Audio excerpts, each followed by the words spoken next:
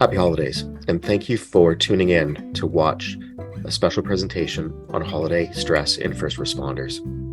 We've created this presentation out of a need to address the unique type of stress that occurs within first responders, public safety personnel during the holidays.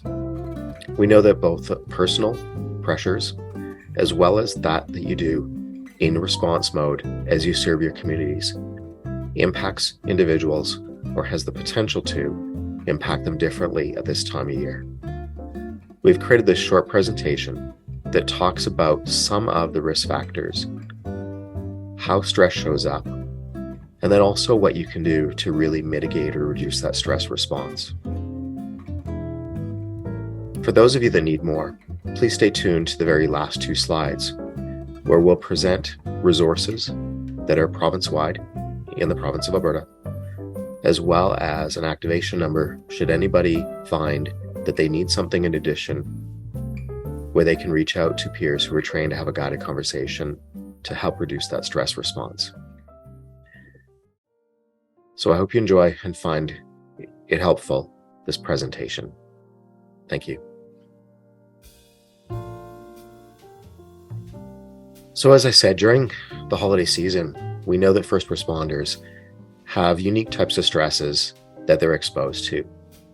Both of the personal demands put on by family, friends, by society of what the holidays should be like. But also with that comes from responding to calls that maybe at other times of the year seem routine, but due to the holiday season and the expectations, the signs, the signals, the way families come together, or even some of the ways that we celebrate or mark holidays can increase those operational exposures. We do know, as many of you have probably heard, that stress impacts us in 5 ways. It changes how we physically feel. It changes our emotions. It changes how we think, how we act, and then spiritually, how we relate to the world in general and see the world relating to us. Some of the factors that may increase holiday stress is an increased pressure on finances, as well as sometimes during this year, losses that we've experienced during the year just become a little bit more impactful. We notice those things or people that are no longer here. We see that stress can also make us irritable, which can disrupt our relationships, can cause us to want to withdraw. And then we start to see a disruption in our routine, those things that we normally would do. But also the holidays also disrupt our routine with some of the demands, the expectations that are put upon us or we put upon ourselves. Key to first responders is that responding to calls where there might be signs of a celebration of the holidays, family coming together, the exchanging of gifts, the losses of people that should be there or won't be there, can become more personal as you respond to those in your community. There's an overall pressure this time of year also that society puts on us that we should be thankful or grateful or come together with people. And it often creates stress in meeting other people's expectations, society's expectations. As I said, holiday stress changes our routine. There's changes in our personal habits. We might be working or responding while others are celebrating the holidays.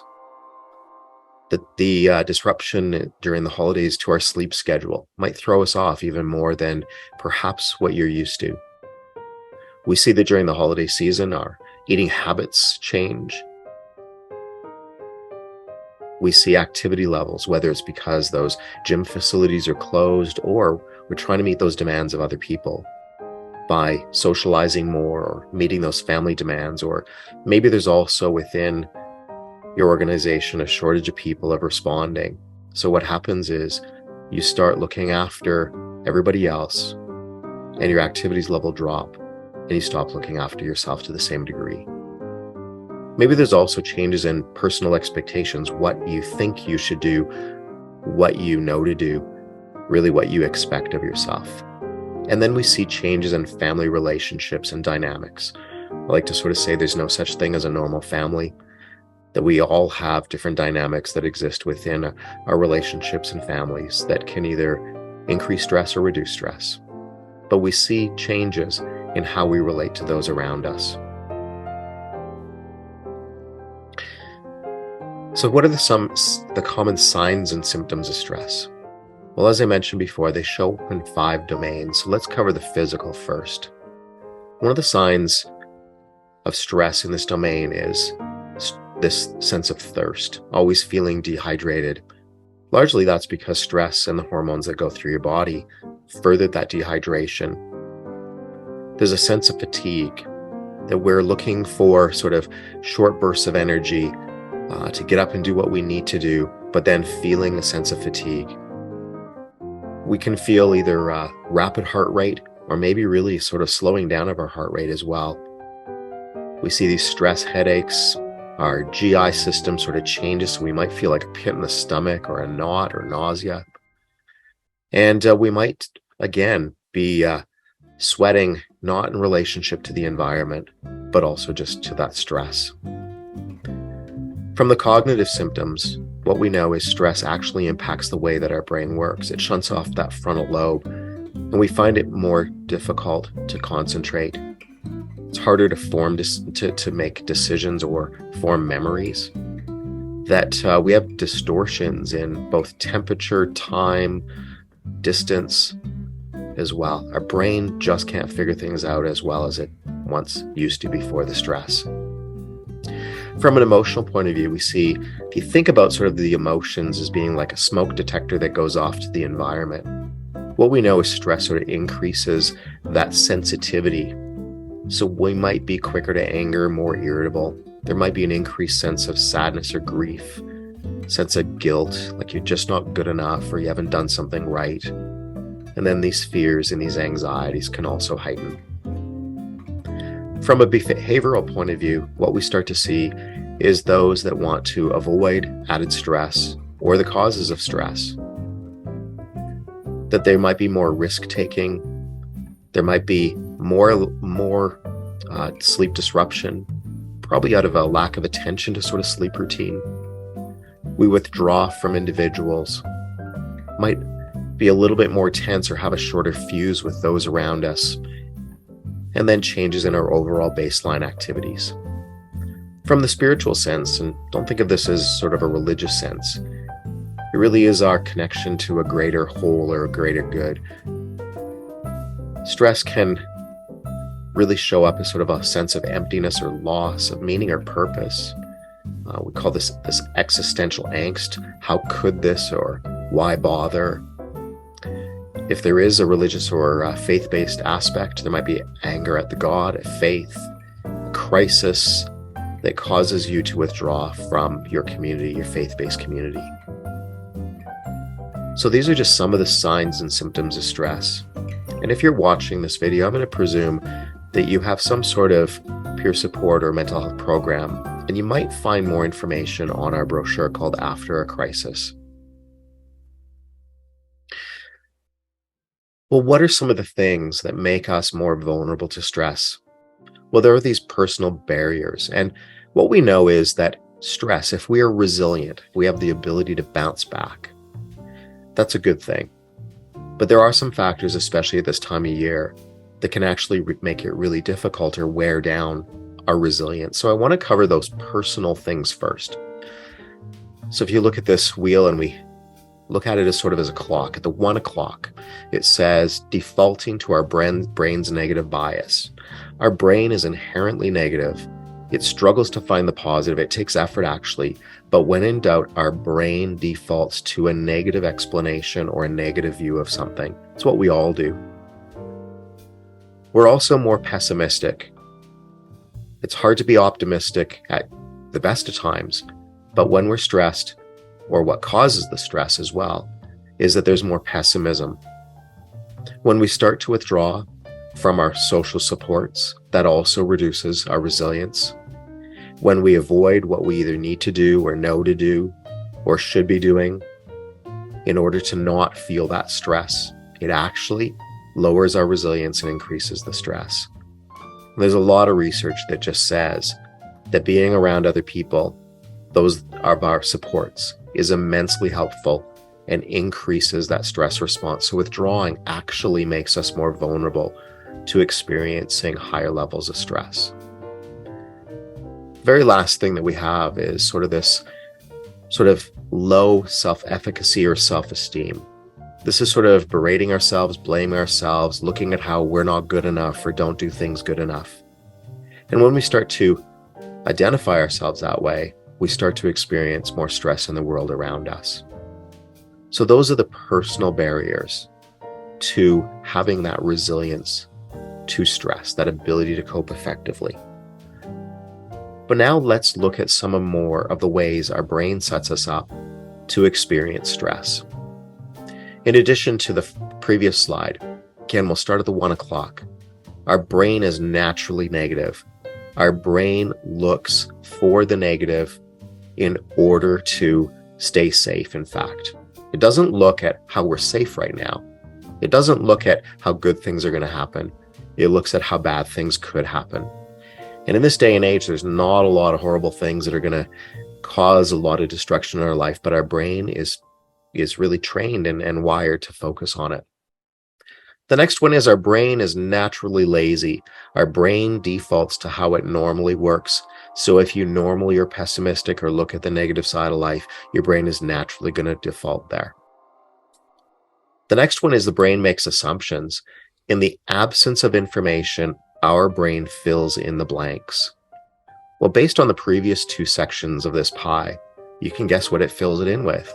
It fills it in most likely with negative pessimistic thoughts. At the 6 o'clock, we have the brain is programmed to worry. Well, worry increases stress as well. And worrying, which is anticipating bad outcomes, actually causes our stress, our body to react in a way as if that negative outcome is happening. So there's a little saying that says your brain can't tell the difference between being chased by a lion and thinking that you're going to be chased by a lion. We tend to worry, and it tends to cause the reaction as if the thing we're worried about is happening. When there's doubt, when there's a lack of information, our brain tends to hesitate. Now, when it hesitates and it fills in the blanks, and it fills in the blanks with negative thoughts, you can start to see how it erodes our resilience to stress. The next thing our brain does, it seeks affiliation. It seeks like-minded individuals. It seeks to feel like it's not alone.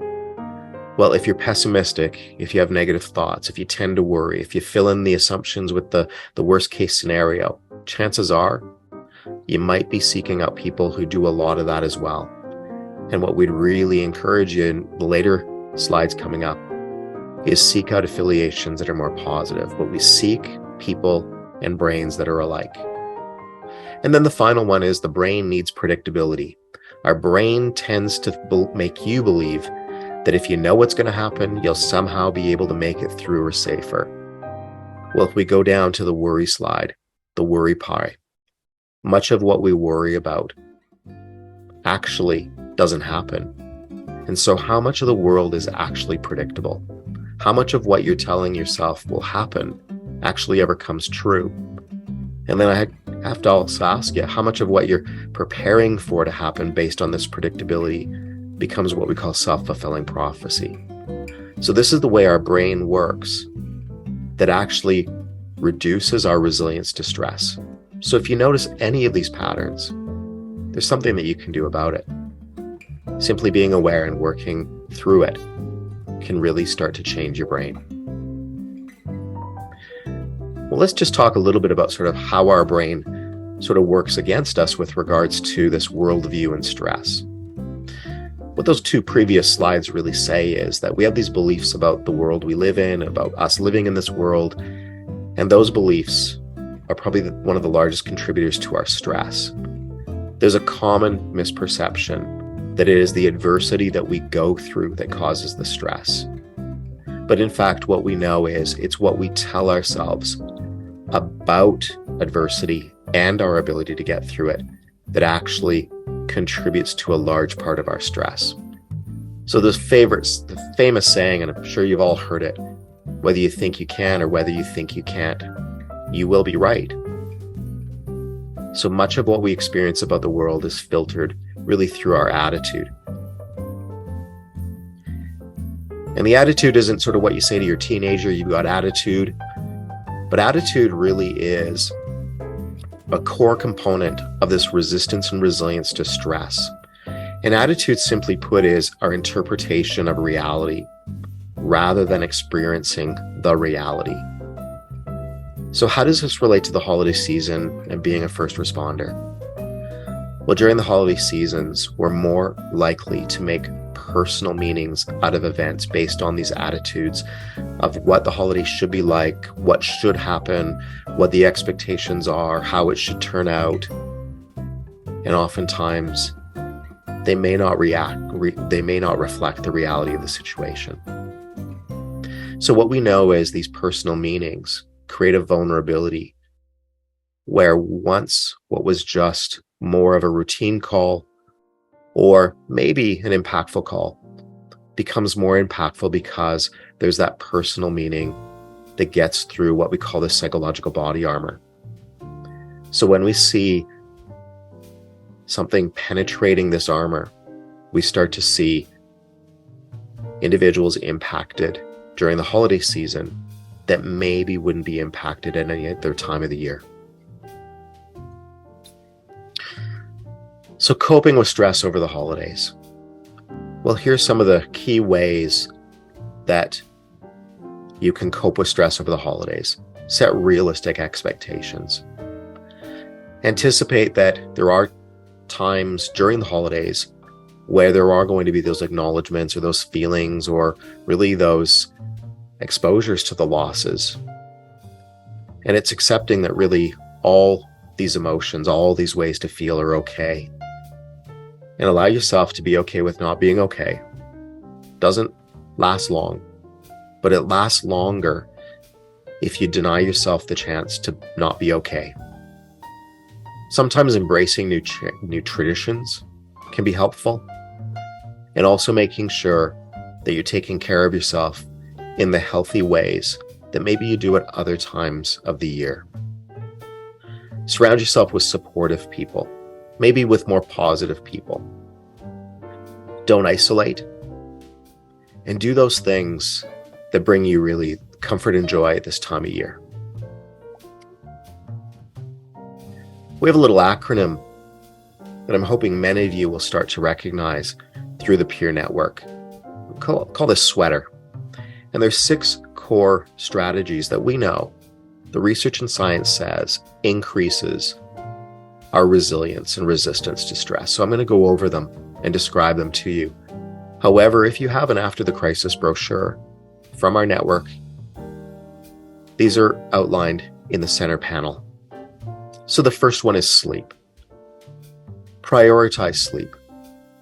We know that most humans need 6 to 9 hours of sleep. And if your sleep is disrupted, you're not getting it. What we would say is just make it a priority. And some of the ways that you can do that is go to bed at the same time, get up at the same time.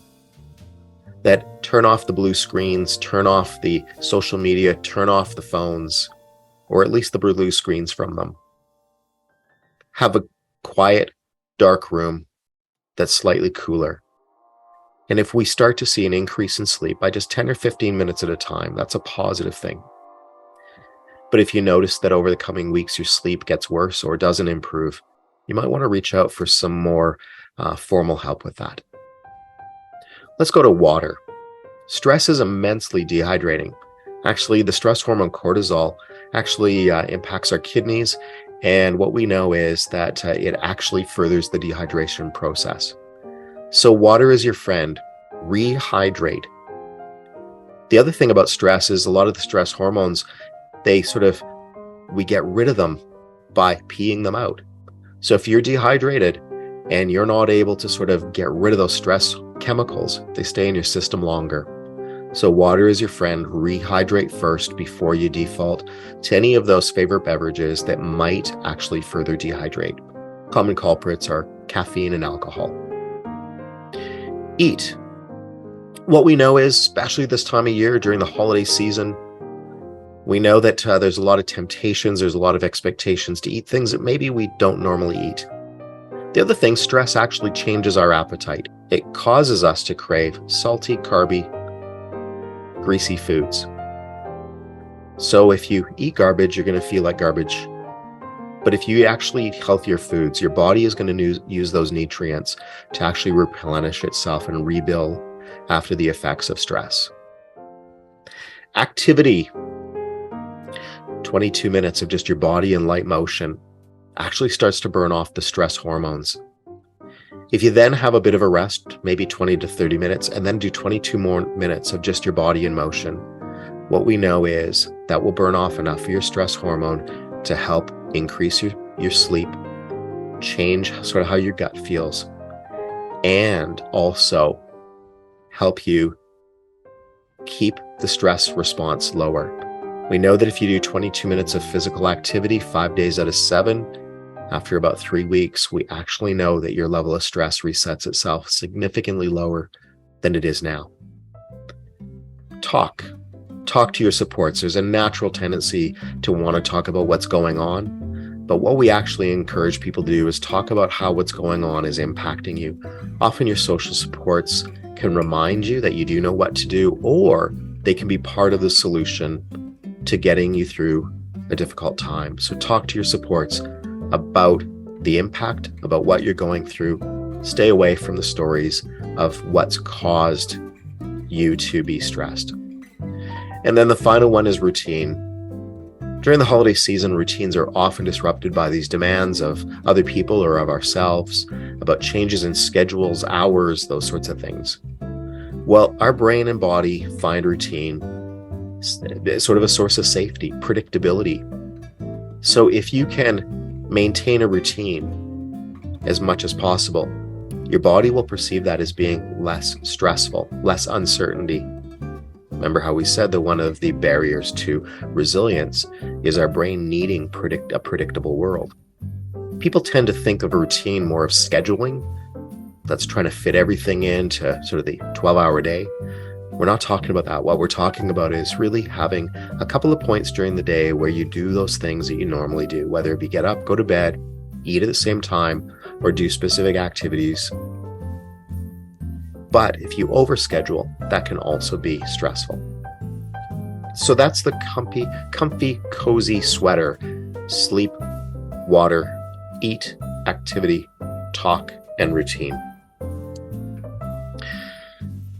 Now, during the holiday season, if you are noticing that your stress levels are higher, that you are impacted in some ways that are maybe foreign to you or remind you of another time, just letting you know that it's normal, almost to be expected. You're not alone. And here's a list of resources. First ones we'd say is talk to your natural supports. If they're not available, then talk to your peer supports. You can access peers across the province within public safety personnel 24/7, 365 by calling the number on the screen. If you need more formal supports, we have some partnerships with clinics around the province. They're located in Edmonton, Red Deer, and Calgary, and you can access them through the number and the website on screen. If they're closed during the holiday season and you might need to access somebody, if you have an integrated peer support program within your department, reach out to your peers. In the Edmonton area, there's Access 24/7, which is a walk-in and or telephone immediate service. Or in Calgary, there's the Calgary Counseling Center. There's a 24-hour support line as well, Wellness Together Canada. You can text them, go onto their website. They've got resources, and again, they're available. And there is also Talk Suicide, which is a 24/7 crisis line that you can access by calling the toll-free number as well on the screen.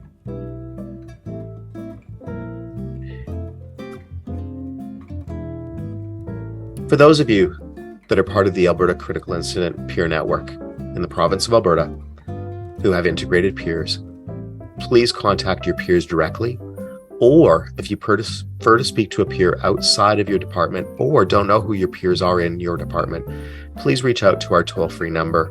It is available 24/7, 365. This is for individuals.